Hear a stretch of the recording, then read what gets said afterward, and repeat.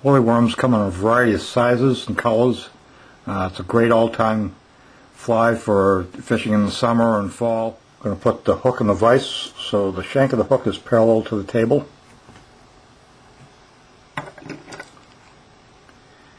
And attach my thread back from the eye of the hook about 1/8 of an inch.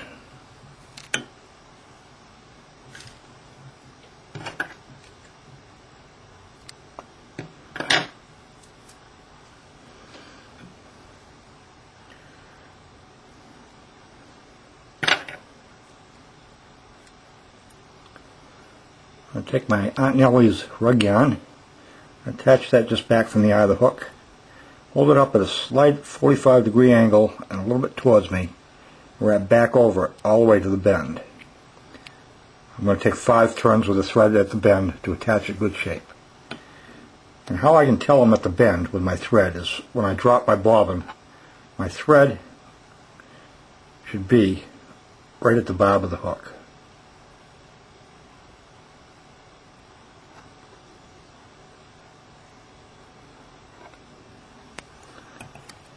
I'll cut that tail off so it's less than gap length past the bend. This is your gap here. And past the bend it's going to be about half the length of the gap, the width of the gap. I'm going to bring my thread forward a little bit now. I'm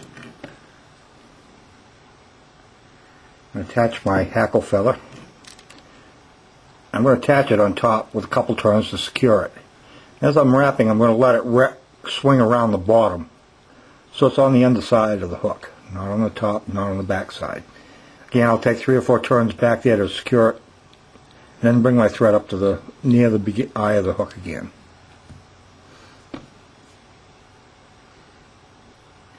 Alright, where my thread is now, I'll attach the chenille. Just like we did the yarn, I'm going to hold it up at about a 45-degree angle towards me slightly and wrap over it all the way to the bend of the hook, where I'll take 5 turns again to secure it good shape. Why I wrap everything the whole length of the shank of the hook is because if I was to attach the yarn and the chenille back here, there would be a bump here. By doing it this way, it's going to be uniformed as I wrap everything forward. It's going to be uniform all the way to the front. On my first turn of my chenille, I'm going to pull my feather towards the front, drop my chenille over the back. I'm going to make my first wrap of my chenille in back of the feather.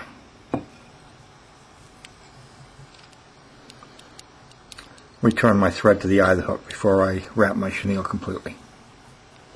Now I'll wrap my chenille nice and tight and close, trying to make even wraps, evenly spaced.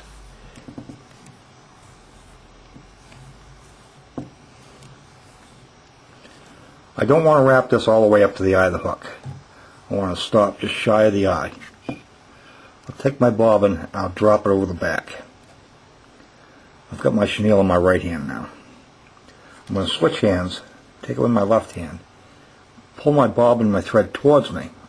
Now I can drop the chenille and it's not going to go anyplace. I'll take 5 turns all in the same spot.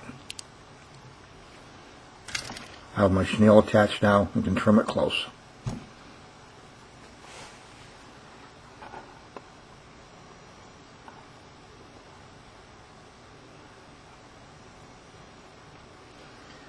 Now I'll wrap my hackle feather.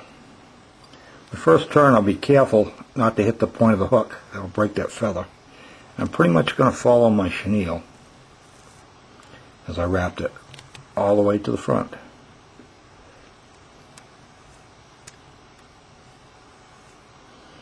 Now again with my hackle feather, I'm not going to go all the way up the eye. I'm going to stop just shy of the eye. Holding my feather with my right hand, I'm going to drop my bobbin over the back again. Switch hands. Pull tension on my thread towards me. Now I can let go of that feather. I'll take 5 wraps over the top.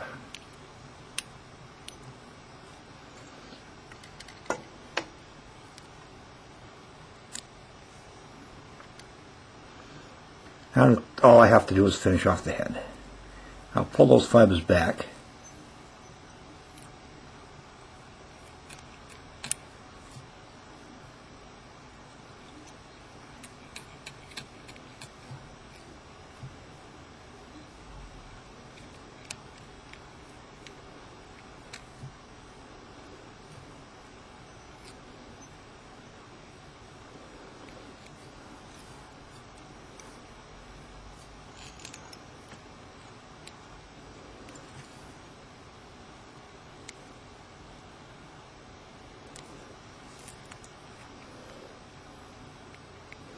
Create a nice, smooth, bullet-shaped head.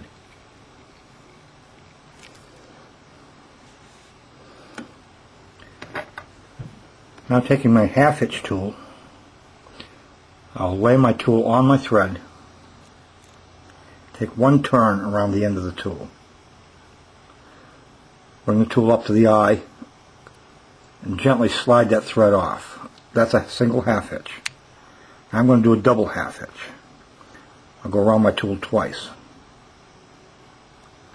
up to the eye of the hook, gently slide that off. I've got a double half-hitch now. I'll lift up on the thread. That locks it into place. Now I can cut my thread nice and close.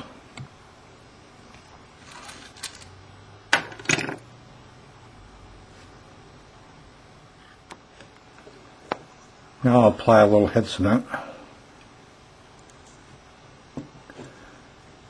Rotary vise comes in very handy in many occasions.